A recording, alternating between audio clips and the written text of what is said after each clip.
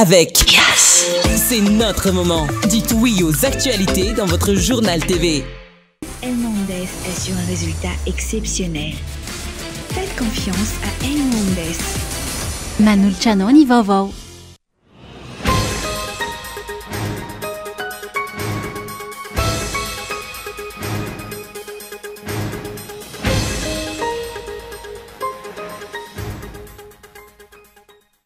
Mandroso makaiza ny firenena malagasy raha toa ka omena lanja sy ahindrahindra ilay culte de personnalité na ilay fanindrahindra na olotokana. Afaka ve ireo olana menjady sy ny fahoriana mahazo ny vahoaka malagasy. Topodrano ny ankamaroany toerana io vao Toliara noho ny abetsaky ny rotsakorana tamin'ny fandalovan'ny rivotoza Andé nanomboka omaly alina. Fahavoazana lehibe ny tsy mbola fahazahoan'ny Kanjabareny Mahamasina ny fankatoavan'ny CAF andray lalao iraisam-pirenena. Voalohany amin'izany ny fiantraikany amin'ny tontolon'ny fanatanjahantena na ho an'ny mpilalao na ho an'ny mpijery fa eo ihany koa ny fiantraikany goavana ary raha-toe-karena. Anomboka ny alahady 2 Martsa ny volana masina Ramadana ho an'ny mpino silamo maneran-tany. Ny volana Ramadana izay volana manan-danja natokan'ireo mpino silamo anatanterahana fifehezan-tena amin'ny lafiny rehetra. Maresaka iraisam-pirenena, mafy ny fiantraikan'ny rivotoza Garance ao La Réunion raha ny fanazavana ny tompona andraikitra ny an-toerana. Ity nosy ity izay tafiditra anatin'ny lokomena mikasika izay rivotoza izay raha ny fanazavana. Ary ao avy hatrany ny andindinina mahakasika ireo.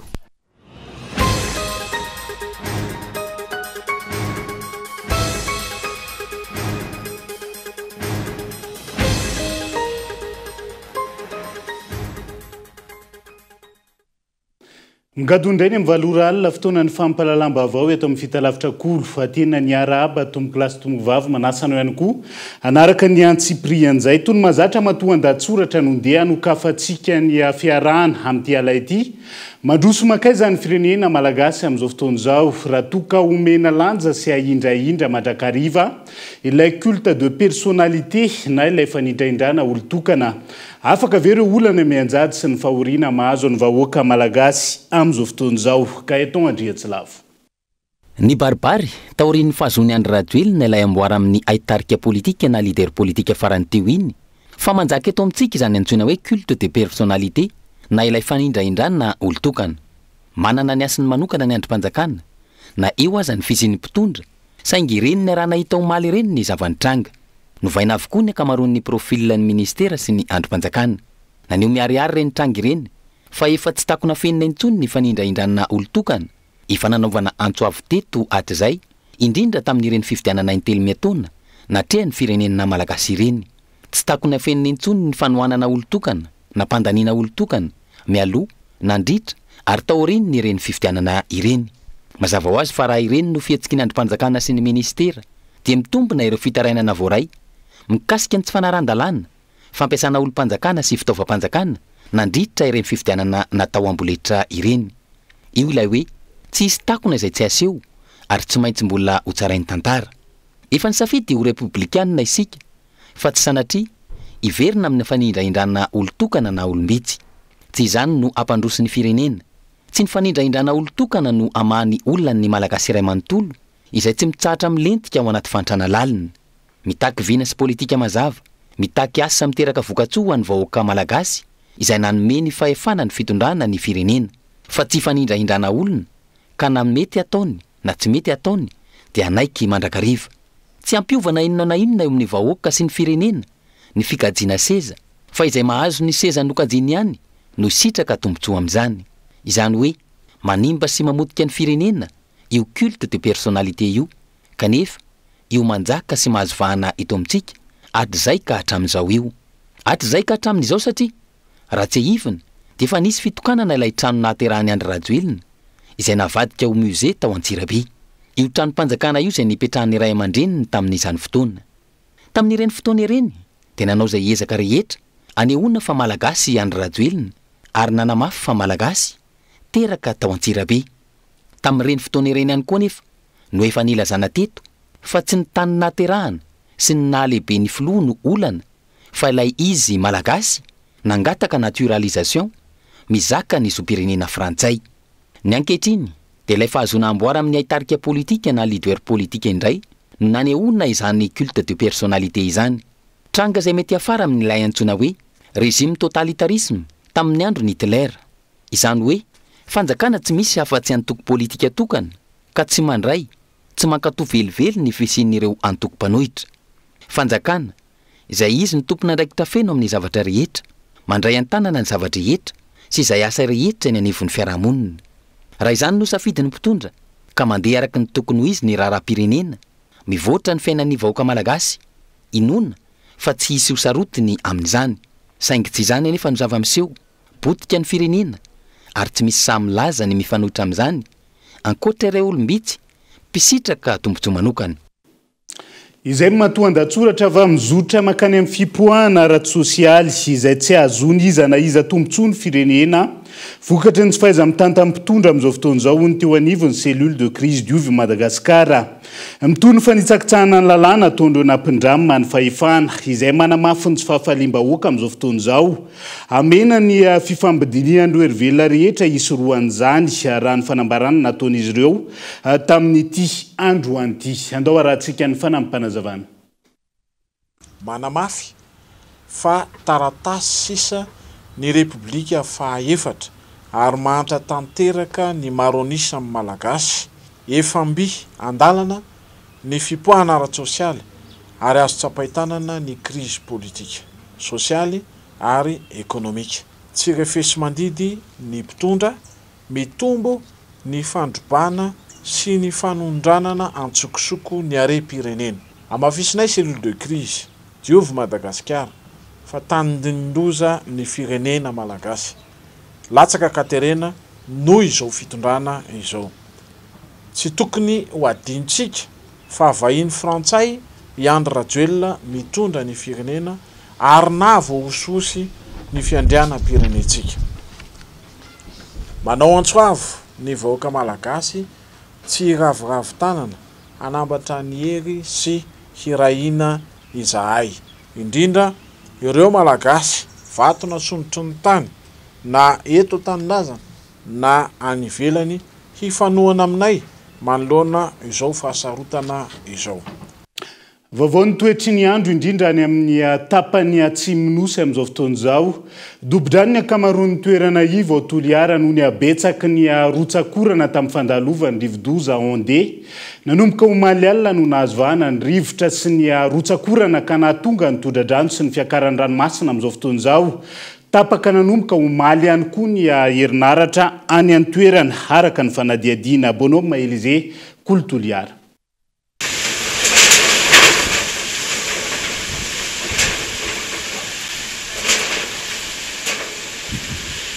Miainana tarano maloto ny ponina amin'ireo toerana iva ao Toliara ankehitriny.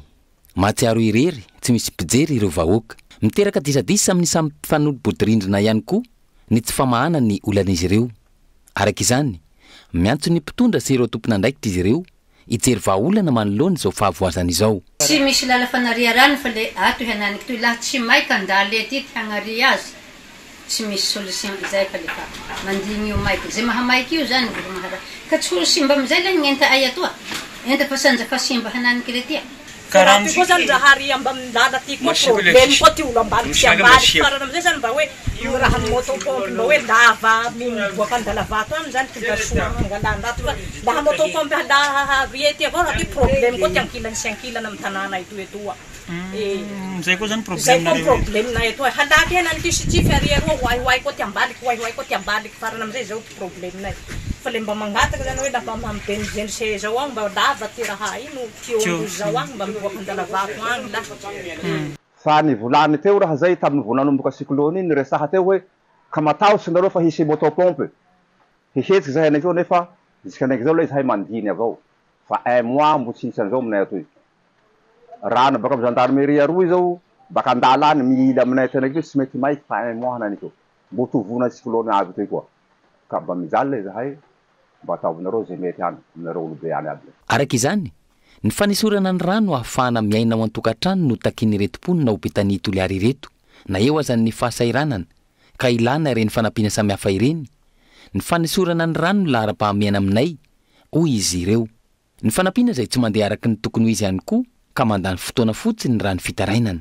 izy minazy io atao fitaovana ramse aiza moa nisy fanampiana vary telaka apoka de mena kafe fany tsy misy olo hanomenao an'izany fa ataondreo betabe le nombre ny traboina azahoandreo raha io kopendrozy ao raha io tsy misy azo amin'ny tsy azo ny mpanaparatraboina zao ino zahanako an'io ino itiry mahamay azy tsy mila itiry mama alao ty leke tena mahainareo le tena hoe tia vahoaka maro alao ranokavnareo irivoka anaty rano vahoaka tia fa tsy hoe ilanareo fanampiana bakanika hoe toytrapona azahonareo vary savony menaky onareo ao lojy avao saranareo n'olo ka manao zao zareo fa io manody anareo fa alao zay manahirana ny vahoaka ro alao vita ankoatra ny fanampiana tsy mandeha araka ny tokony ho izy ny fiainana ao anaty rano maloto miaina anaty aizina ihany koa ny ponina amatoerana tapaka nanomboka omaly ny herinaratra atreto mbola mitoy ny fiakaran'ny rano amin'ny faritra maro ao Toliary ary mitombo isa ihany koa ny tokantrano no Tebodrano antony mahasarotra ny fahazoana ny totanisy mazava fa manamafy ny hoavy ny fitaterana an-dranomasina ao an'Ozibe ireo mpitatitra mivondrona ao anatin'ny Gotemano na ny fikambanan'ireo mpandraharaha mpitatitra an-dranomasina mampifandray an'Ozibe sy Ankify amin'izao fotoana izao. Antony misy manarareo tapahefana ka mety hanimba ny sehatra ny fitaterana an-dranomasina ao amin'ny toerana ankehitriny. Gaëtan Andriatsilava. Raha toka ny rindra sy ny lamina ny fitaterana an-dranomasina mampitoy an'Ozibe sy Ankify teo aloha nandraisana fitarainana izany ankehitriny noho ny fanararao-tapahefana mitranga any an-toerana. Ny 20 febroary lasa teo raha ny loharanom-baovao azo nisy mpitatitra iray tsy nanara-dalàna nanao infraction saingy tsy nisy fandraisana niraikitra avy amin'ny APMF fa ao an-toerana no io fitaovam-pitaterana io izay anympiasa mpanjakana ambony ao an'Ozibe raha ny loharanom-baovao azo hatrany. Isan'ny tsy fanaran-dalàna ny tranga tamin'izany ny tsy fanajana ny ligne napetraka, ny tsy fanoratana ny anaran'ireo mpandeha sy ny tsy fandoavana ny droit de bureau. Tranga izay mampametra-panontaniana ireo mpitatitra hafa rehetra ary mety hampahazo vahana ny fifindra-monina an-tsokosoko. Rehefa nitaky ny fanasaziana manoloana izany ireo mpitatitra hafa, 10 andro taty aoriana vao nandray fepetra ny APMF. Tsy nijanona teo anefa raha ny fitarainana voaray novaina ho an'ny tombotsoan'olo tokana ihany koa ny fitsipika anatiny mifehy ny fitaterana an-dranomasina ao an-toerana izay efa nampilamina sy nampirindra io sehatra io nanomboka ny taona 2024. Manoloana izany, manay mafy no avy ny fitaterana an-dranomasina an'Ozibe Ankify ireo mpisehatra. Izy ireo izay nivory ny tolakandro teo nanambatra soni mitaky ny amerenana io fitsipika napetraka teo aloha io. Ahina ikorotana ka samy anao izay tia nitahaka ny bajaja ao an-tanàna ihany koa ny fitaterana an-dranomasina hoy izy ireo. Antony mpitandro filaminana toy ny zandary sy polisy ny ankamaroan'ny tompon'ireo bajaja ao an'Ozibe any ka samy manao izay tiany atao. Ny taona 2024 raha tsy hivona rehefa natao ny fanadiovana hita tamin'izany fotoana fa ny 100,000 bajaja mihoatry ny 2,000 ao an'Ozibe ihany no manara-dalàna. Ahina ho tahaka izany ny fitaterana an-dranomasina hoy ireo mpisehatra raha tsy misy ny fandraisana fepetra ka hanajana ireo lamina sy fitsipika napetraka. Andrasana ny mety ho toy ny tirara ity. Ny tranga tahaka izao izay tsy hivona hatrany fa mety hampirongatra ny fifindra-monina an-tsokosoko amin'ny faritra avaratry ny Nosiny na ireo miditra na ireo mivoaka. Makasika ny vaovaony toetry ny andro amin'izao fotoana izao tany amin'ny 500 kilometatra atsimo Bevoalavo district Nampany no nisy ny foibe ny Ondé tamin'ny 3 ariva teo araka ny vaovao avy amin'ny foibe famantarana ny mety toetry ny andro tamin'ny 4 ora teo 70 hatramin'ny 20 milimetatra ny rotsakorana entiny tao anatin'ny 420 ora raha ny vinavina ka manan-kery hatrany ny fampitandremana avy amin'ny distrika maro any Atsimonosy amin'izao fotoana izao. Ny Antsiprian'izay. Araka ny fampitambavao voaray teo anivon'ny foibe famantarana ny toetry ny andro tamin'ny 4 ora ariva teo tany amin'ny 500 kilometatra atsimon'ny Bevoalavo distrika Nampany no nisy ny foibe ny rivodoza Ondé tamin'ny 3 ora. Mbola mijanona ho sokajy rivodoza mahery na cyclone tropical ny sokajy misy azy hatreto. 20 kilometatra isan'ora ny rivotra miaraka aminy arahina tafiotra 520 kilometatra isan'ora manakaiky ny foibeny. Ny kisaka ny anatsimo atsinanana trany izy ary na afaka 10 kilometatra isan'ora. Mitoetra amin'ny faritra Androisy distrika Nampany ny rindrahona miaraka aminy izay mitondra tafiotra 70 kilometatra isan'ora. Hikija 70 hatramin'ny 20 milimetatra ny rotsakorana entiny ato anatin'ny 420 ora. Manoloana izany nahazo filazana amin'ny lokomena momba ny fiakaran'ny renirano ny faritra Androy sy ny distrika ny Toliara voalohany faharoa Ampani ary Betuika Atsimo raha filazana amin'ny loko mavo kosa ny faritra Anosy sy distrika ny Benenitra. Raha ny antotanisa voaray farany androany mikasika ny abetsahany rosakorana hatramin'ny 14 febroary teo.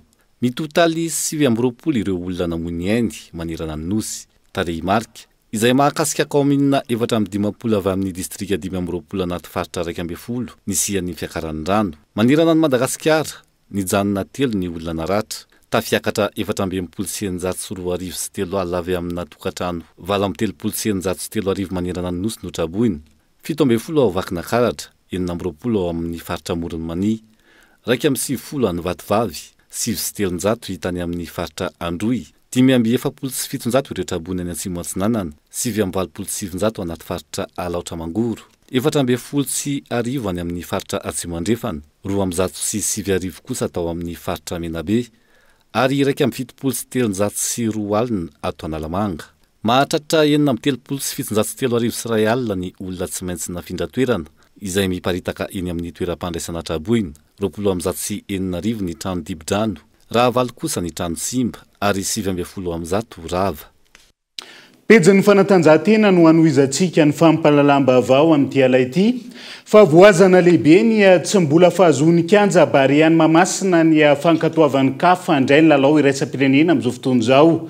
Voalohany amin'izany ny fiantraikany eo amin'ny tontolon'ny fanatanjahantena na ho an'ny mpilalao na ho an'ny mpanohana ihany koa fa tsy latsa-danja ihany koa ny fiantraikan'izany ary toekarena onona saina no mitaritra ny antsy prian'izay. Tsy mbola hita lalaon'ny Bari tsy Mamasina indray ny vahoaka malagasy izay mpilalao faharoa ambin'ny folo. Tsy nahazo ny fankatoavana na ny homologation avy amin'ny Confédération africaine de football handray lalao iraisam-pirenena ny kianja Bari. Maro ireo fanatsarana notakin'ny CAF fa tsy araka izay ny fanavaozana nentin'ny fanjakana. Dia ny resaka bozaka no voalaza fa fototry ny olana tamin'ity tsy fahazonany homologation ity satria raha ny loharanom-baovao an-trano no eno dia tsy mbola mahafeno an'ilay fepetra zany mbola tsy ao amin'ilay tena critère tadavina ilay tahany gazo amin'ny Mamasina ho amina lalao iraisam-pirenena rariny izy raha lasa sarotiny ao anatin'izay kalitao an'ny kianja zay ny firenena rehetra amin'izao fotoana izao rehefa samy miezaka ny manamboatra ny kianjany avokoa arakarak'izay fahafahany zany ny tsara mampatsiahy fa tsy ny fédération no tompon'ny kianja fa ny fanjakana no tompon'ny kianja.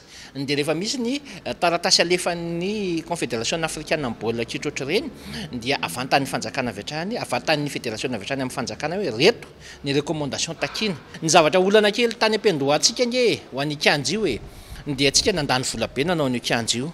Tokony tsika naka teknisianina avy amin'ny tontolon'ny baolina kitra nanontany ohatrany ahoana ny zavatra tena tokony takina amina kianja iraisam-pirenena fa tsy tonga dia nandeha tamina teknisianina mpanamboatra kianja fotsiny. Diso ohatrany ampiandohana tamin'ny fisafidianana izay anao ny asa fanamboarana ny kianja ny sekretera-panjakana miadidiny tanàna vaovao sy ny toeram-ponenana. Andrasana ny hoe inona ny fepetra ho raisin'ireo lehibeny amin'ity sekretera-panjakana ity satria dia sady fandaniam-bolam-bahoaka fady sopanatenana ho an'ny mpankafy baolina kitra fa ihany koa fahafahambaraka amin'ilay izy nantsoina hoe manara-penitra. Ankoatra ireo fahadisoana laharam-pamehan'ny fitondram-panjakana hatrany ampiandohana oharina amin'ny filan'ny vahoaka ny fanotonany ilay $770 tamin'ity kianja ity ary izao tsy mbola nahazo ny fankatoavana izao ho ny mpamakafaka ara-toekarena. Ny kianja be ny Mamasina zay kianja Bari amin'izao fotoana izao raha natao fandinihana zany tany aloha tany dia efa diso safidy isika eto Madagasikara tsy tokony mbola lahara-pahamehana ho Madagasikara fanamboarana izay kianja zay vola tokony nahopatsika raha ny 77 millions de dollars tokony nahopatsika tany amina resaka tontolo fiarina mba hahafahan'ny firenentsika amin'izao fotoana izao mahazo an'izay famoronana arena izay. Io li antsona hoe investissement pour rien fa matsimbola tsy ady tsy an'ny fanatanjahantena tsy eo ihany koa sady tsisy ankony amin'ny resaka toekarena sy ny famoronana arena voatelo zany Madagasikara amin'izao fotoana izao. Vokatry ny tsy fahazona izay homologation izay ho tanterahana ny Maroka ny 7 martsa izao ny feonan'ny Bari ny Madagasikara amin'ny ekipa pirenena ny Centrafrique izay tafiditra ao anatin'ny fifanitsanany mondial 2020. Vaovao ny fambolena mifandraika amin'ny fiovan'ny toetry ny andro amin'izao fotoan'izao.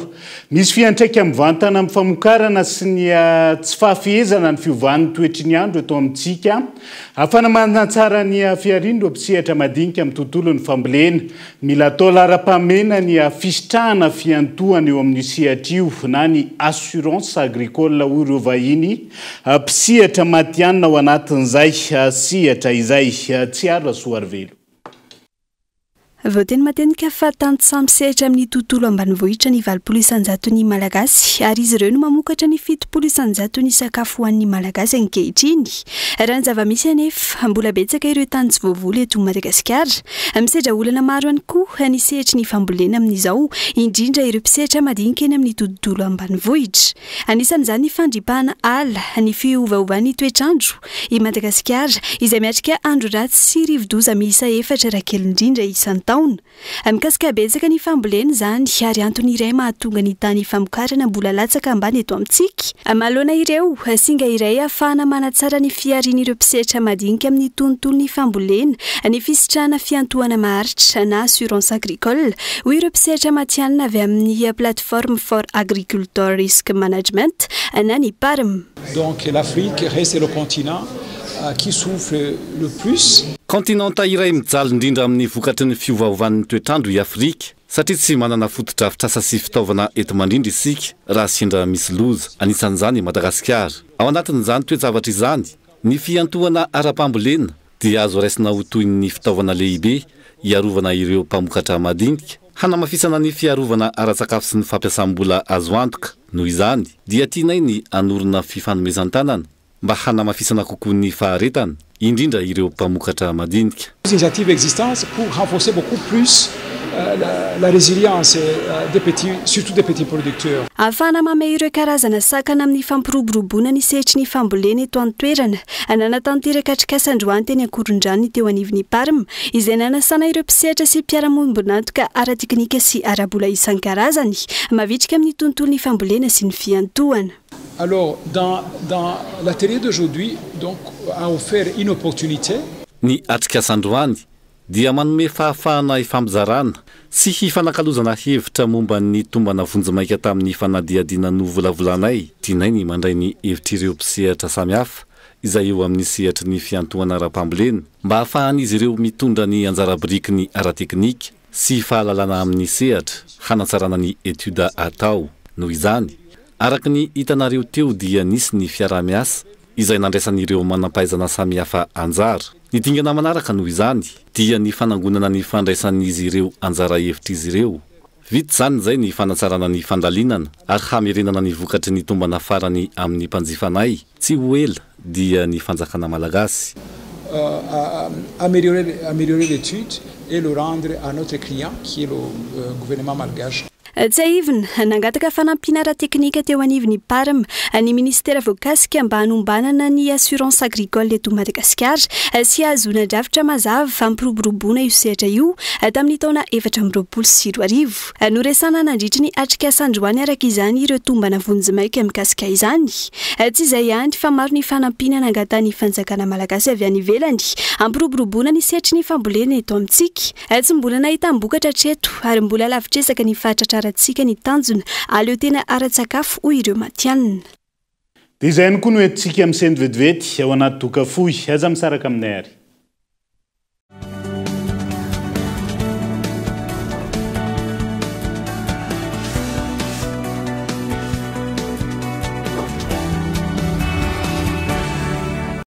Mamiratra ny fitiavana miaraka amin'ny balika. Fihenam-bidy-goavana ny volana febroary miaraka amin'ny balika Home 200X Plus.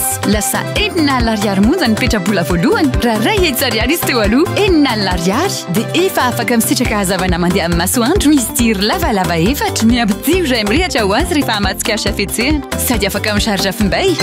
Azo taraiky hatramin'ny 20 febroary ihany io manatona aingana ireo yasdos ireo mpanjaram-balika akaiky anao. Balika mamiratra ny fitiavana.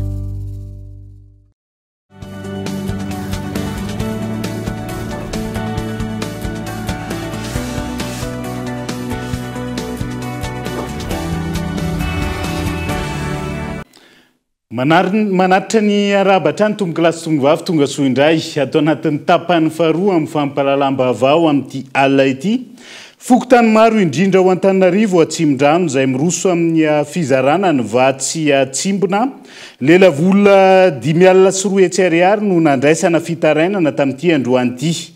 Hitambarany rehetra ny filazana fa misy ny fanavakavahana amin'izao fotoana izao. Misy ireo tao anatin'ny lisitra voalohany, saingy tsy tao anatin'ny lisitra faharoa. Nitondra fanazavana ny tompon'andraikitra teo anivon'ny fidikanana mafy fa izay nivoaka tamin'ny lisitra faharoa ihany no hisitraka ny tohana ankehitriny. Andao arahantsika amin'ny fanampanazavana mahakasika izay. Zay mahatonga izy dia ny lisitra farany mivoaka, ireo nisan'ny lisitry ny olona mahazo an'ilay vola. Ny fitarainana kosa nefa dia azo atao foana aty amin'ny fidy na amin'ny larana maintsy 950 na misy manatona amin'ny vatana aty misy manatona ny komite ny amin'ny fokotany azahoany an'ilay fanazavana. Betsaka manko ny fitarainana voaray eo teo aloha misy an'ireny hoe numéro mobile money nilaza ilay olona fa manana izy nefa rehefa tena atao adidinany amin'ny opérateur tsy anazy akory le téléphone, tsy anazy le numéro na le numéro efa bloqué.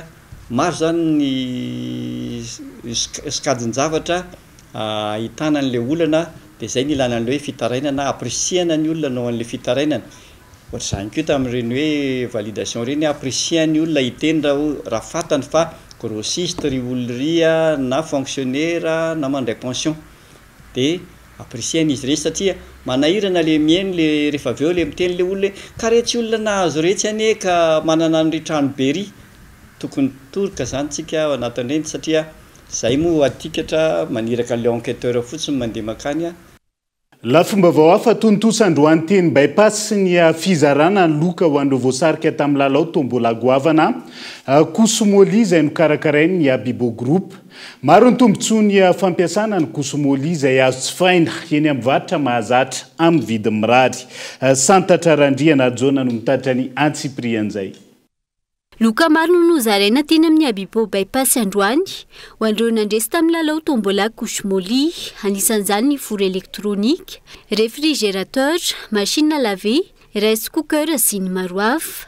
Fiara Renault Duster iray no loka voalohany ny Grand Loup. Ankoatra izay, notolorana Kosomoli misy 12 paquet tsirairay avy ihany koa ireo voasarika. Ho an'ireo mpanjifa, miavaka amin'ny faharetan'ny Kosomoli no izy maharitra 12 ora ary tsy misy atahorana amin'ny zazakely. Tena avantage ny alohany izy maharitra surtout amin'ny alina ny anaovana zazakely tena maraina mbola maina tsara ny zazakely dia misy an'ilay barrière anti-fuite anankiroa ny anazy tsy midéborde mihitsy na hoe hatramin'izay 12 heures zay ary izy anaovan'ilay zaza. Dia ankoatr'izay koa misy an'ilay mariky ny amandona iny hitanao hoe feno le couche miova le couleur an'ilay tsipika. Manentana antsika reny anjifan'ny Kosomoli manomboka voakeliny zaza dia afaka mampiasa an'izy io maharitra 12 ora izy maina tsara ny zazakely tsy atahorana namasaka ny zazakely izy io. Ankoatra ity lalao ity mbola maro ny hetsika izay ho karakarain'ny groupe Abibo. Ity orinasa ity izay mamokatra vokatra malagasy maro sy manome asa tanora maro raha ny fanazavana. Mbola maro ny hetsika izay ho karakarain'ny Abibo Group dia manasa anareo anaraka tsy tapaka ny page Abibo. Abibo dia eto bypass misy anay misy usine anaky 5 mihodina eto amin'izao izany hoe mamokatra vokatra vita malagasy maromaro anisan'izany ny Kosomoli vita eto amin'ny usine eto amin'ny Abibo. Misy ihany koa ny couche BBO, ny couche Kalino izay efa rahantsika malala moa ny Coca-Cola izay vokarina ihany koa eto amin'ny usine ny Abibo. Ny pâte raha tsy maka ohatra ny Rossini, ny Francia Panzani izay vokarina ihany koa amin'ny usine eto. Ny margarine misy ihany koa ny fromage Candian izay afaka jifain'ny rehetrarehetra ny mpivarotra rehetra mahazatra. Nanomboka ny volana Oktobra 2022 ary ny farana tamin'ny 2 Febroary lasa teo ny lalao tombola Kosomoli. Ny Kosomoli izay azo jifaina hatrany eny amin'ny mpivarotra mahazatra amin'ny vidiny 700 ariary. fa tafapetraka androany samboadiny ro ben'ny tanàna voafidy atao amin'ny distrika Antananarivo Avaradrano ho an'ny ben'ny tanàna ao amin'ny commune Mbomangakely sy Ankadinandriana ny fanamboaran-dalana sy ny fanatsarana ny sosialim-bahoaka ny lara-pamena mandritra ny fotoam-piasana amin'izao fotoana izao Gabin Loa. Lara-pamehan'ny ben'ny tanàna voafidy eo amin'ny commune Ankadinandriana distrika Antananarivo Avaradrano lany tamin'ny anarany antoko malagasy miara-miaingana ny MMM ny fanamboaran-dalana. Ankoatra izay, ijery manokana ny sosialim-bahoaka, hidina isapokotany ihany koa ity olom-boafidy vaovao ity, araka ny fampanantenana nomeny nandritra ny fampelezan-kevitra, hamantarana sy hamahana ny olana sidray ny roponina. Ankilan'izay, anoho ireo asa efa nataony fampivoarana ny commune ny ben'ny tanàna Mbomangakely. Lohalarana amin'ny asa tao amin'izao feptom-pitondrana vaovao izao ny fampidirana jiro, ny fanatsarana ny lalana mampifandray ny fokontany tsirairay avy. Tsy latsa-danja amin'izany ny lafiny sosialy sy ny fiahiana ireo mpivarotra, ahafahan'izy ireo mampidi-bola natsarana ny tokantrano sy ny fiarahamonina misy azy. Ny voalohany amin'izany dia ny lalana ny tena ratsy any tanàna, hiezaka ny tena anatsara ny lalana io na eo anivon'ny tanàn-dehibe na eny amin'ny fokontany tsirairay avy. Ny faharoa dia ny resaka rano fisotro madio. Io koa dia isan'ny tena manahirana eo amin'ny tanàna Ankadinandriana dia hiezaka koa natateraka an'izany miezaka zany mifandray amin'ny mpiara-miombona isan-karazany ahafahana manatateraka izay fampandrosoana sy viana anatsarana ny tanàna Ankadinandriana izay. Petraka androany ny sambaty mahabe ny tanàna. Ny programme asa moa dia fandroizana ny asa efa natomboka satria ny tenako dia efa be ny tanàna 20 taona tao amin'ny commune Mbomangakely izay efa nanana viana asa be dia be. Dia fandroizana an'ireo asa izay efa natao dia hotohizana zany ny fampandrosoana Mbomangakely amin'ny alalan'ny fanaovana foto-drafitr'asa toy ny fanamboaran-dalana, fanamboarana tsena ao tanambao Mbomangakely izay renivohitsin'ny commune, fampidirana jiro amin'ireo tanàna izay mbola tsisy sy ny maro samihafa.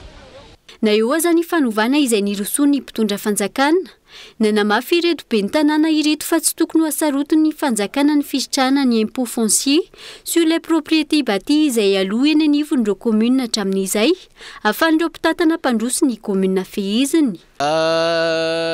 Izy io moa zany dia zava-baovao vao nodresahany zareo.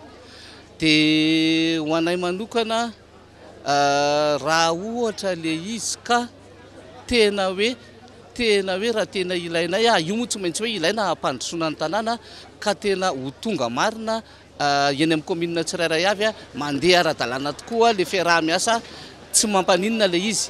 Fa raha ohatra moa ka tsy izay ny zava-misy dia eo no olana fa aleo ihany ary mahita anazy hoe ho takiana eny anivon'ny commune. Notanterana androany tena lasoratsy ivina hatrany ny fametrana ny samboady ny ireo ben'ny tanàna izay voafito ao amin'ny distrika Antananarivo Avaradrano.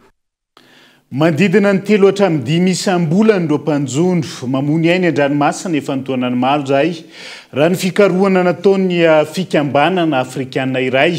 Ny tsy fafehezana ny fiovahan'ny toetrandro izay mifandraika amin'ny toetrin'ny ranomasina no antony ka ilaina paikata mazava ho hatrany ty orinasa amin'ny sehatra amin'ny teknôlôjia ara-tontolo iainan'ity tsy ara-soa arvelo. Fahalalana nentim-paharazana no nahazatra ny mpanjono eto amintsika hatrizay hamalona ny fiovan'ny toetrandro amin'izao anefa tsy manampy ireo mpanjono izany fomba izany ary nitombo ireo loza ny trangan-dranomasina manoloana izany nanomboka ny taona 2024 hatramin'izao. Tsy latsaky ny 5 ny isan'ireo mpanjono namoany ainy an-dranomasina isam-bolana tany amin'ny faritra Atsimon'Nosy. Sarotra ny azona fampandrosoana maharitra eo amin'ny sehatry ny jono raha mbola tsy manova paikady isika. Isan'izany paikady atolotry ny Mitao Forecast Africa anomezana atotam-baovao 4 andro mialoha an'ireo mpanjono mikasika ny toetry ny andro, fomba iray ahafahana manena ny ambana sy ny loza mety hitranga raha ny fanazavana. Amin'izao tsika miteny zao manana fomba fijery lavitra kokoa ny Mitao Forecast izay ampiasa ny teknôlôjia ambonimbony kokoa ahafahana manao analyse angaikaingana kokoa nireo information météo ary mamadika niny ho vaovao tsotra ihany, information simple fa manantona ny vahoaka de proximité. Zay le tanjona afatsika mamparitaka ny Mitao Forecast dia tsy mijanona no fampahafantarana toetrandro ihany fa fitaovana anankiray hoentina amin'ny fampandrosoana satria ny fahafantarana toetrandro no afana miomana miloha na amboatra trano tsika matetika dia mijery toetrandro na ninina zavatra tsika na amin'ny resaka sehatrasa maromaro zay misy dia ilaina ny fampahafantarana an'izay toetrandro zay afahana miomana mialoha indrindrandrindra fa afahana koa manatsara ny velotena raha ohatra hoe jony resantsika afaka miomana izy manamafy ny fanjonony anatin'ny efatrandro mba ahafahany mahazo vokatra betsaka kokoa na mifamadika amin'izay miomana izy mba ahafahany maka amin'ny fitaovany mba tsy ho simba satria raha tsika malala ny vidina lakana anankiray sy ny vidina fitaovana anankiray dia efa vola be ho an'ireo mpanjono ka raha sanatria very simba ny lakana na dia tsy isaina nafoy ara dia efa averezana goavana zany ho ny mpanjonontsika. Ahafan'ireo mpanjono manapa-kevitra hivoakana tsy andranomasina ireo atotam-baovao ireo raha ny fanazavana hatrany akode couleur no ampiasaina amin'izany ka ny loko maitso sy mavo ilazana fa tsy misy atahorana ny fivoahana an-dranomasina, lokom-boasary ilazana fa mihetsika ny ranomasina ary ny loko mena hanehoana fa tsy azo antonona ny ranomasina. Ity paikady ity izay ampianarana sy hanentanana ny rehetra hatramin'ny ankizy hoetra ny teo anivy ny Mito Forecast Africa. Tsy ho an'ireo mpanjony ihany fa ho an'ireo mpisehatra rehetra amin'ny fizahantany ihany koa. Notontosaina androany teny alarobia ny fampafantarana ny Mito Forecast Africa izay nanasana ireo mpisehatra rehetra amin'ny jony sy ny fizahantany. Anomboka ny alahady 2 martsa ho avy izao ny volana masina Ramadany ho an'ireo mpino-silamo maneran-tany. Volana Ramadany izay volana manan-danja natokana an'ireo mpino-silamo hanatanterahana fifihezana amin'ny lafiny rehetra fa ihany koa hanasoavana ny mpiarabelona Daniela. Mino Arsoa no mitaritra ny antsy prian'izay. Volana fahasivy anatin'ireo volana 12 hita ao anatin'ny calendrier islamika ny volana masina Ramadany. Ity volana ity izay volana manan-danja ho an'ireo mpino-silamo natokana izy ireo hifehezan-tena amin'ny lafiny rehetra. Matetika moa tsika miteny manao Ramadany fa raha ny tena marina zany manatanteraka fifehezana ny silamo volana masina Ramadany. Natao fifehezana ilay satria tsy mahadika azy no ty fifadiakanina fa fifehezana zany no tena mahadika azy satria izy io zany karazana hoe fifehezan-tena amin'ny lafiny rehetra na fitondran-tena izy io na amin'ny lafiny ara-pifandraisana amin'ny hafa izy io dia fivana tanteraka amin'ny lafiny rehetra. Zay zany ny zavatra atao amin'ny Islamo na volana masina Ramadany tsy mifadianana fotsiny fa mifehy-tena ao zany ho an'ny fanovana amin'ny tsaratsara kokoa zany ny atao amin'ny Islamo dia volana masina Ramadany. Ilay fifehezana ihany koa zany dia tsy natao hoe vesatra ho an'ny mpino-silamo izy io satria raha toa ka hoe mitondra voaka izy ka fa tsy afaka manao zany intsony dia afaka tsy mifehy izy. Raha ohatra koa izy ka mivoyage dia tsy afaka mifehy ihany koa zany. Raha ohatra ihany koa ka hoe fa mahazo taona loatra izy zany ka ilay fahasalamana fa tsy ahafahany intsony mifehy dia tsy mifehy ihany koa. Izany hoe tsy natao vesatra ilay izy na hoe zavatra sarotra fa nataontsika zany mba ahafahantsika manaraka bebe kokoa an'ilay paharentsika.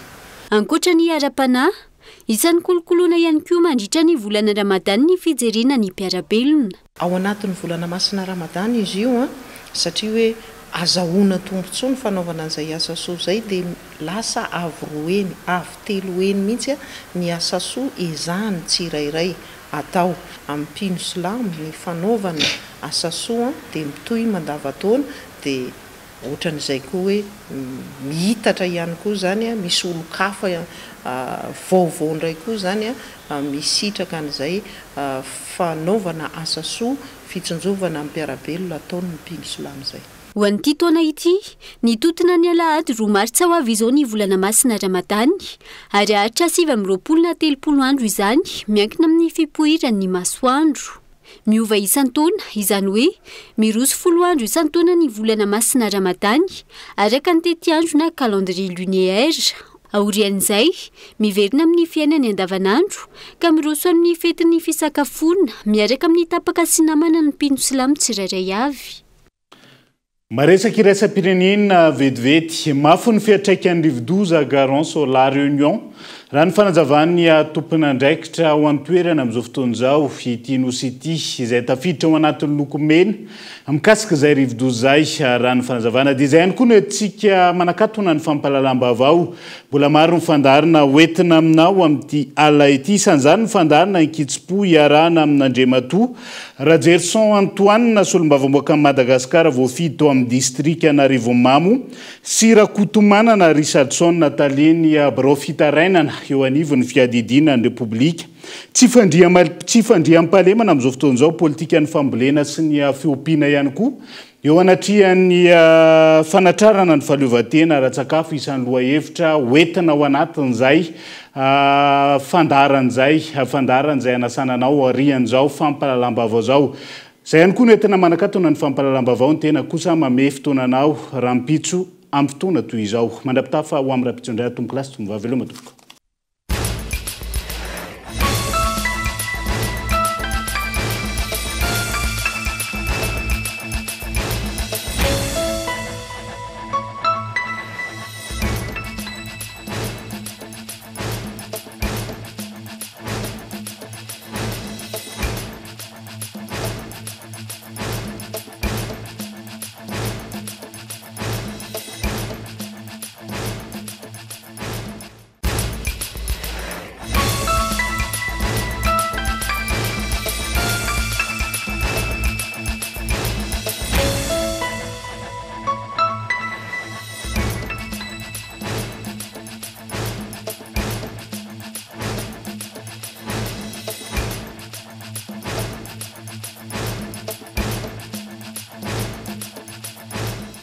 Elmondes est sur un résultat exceptionnel. Faites confiance à Elmondes. Vous a présenté Mi Vavo. Avec Yes. C'est notre moment. Dites oui aux actualités dans votre journal TV.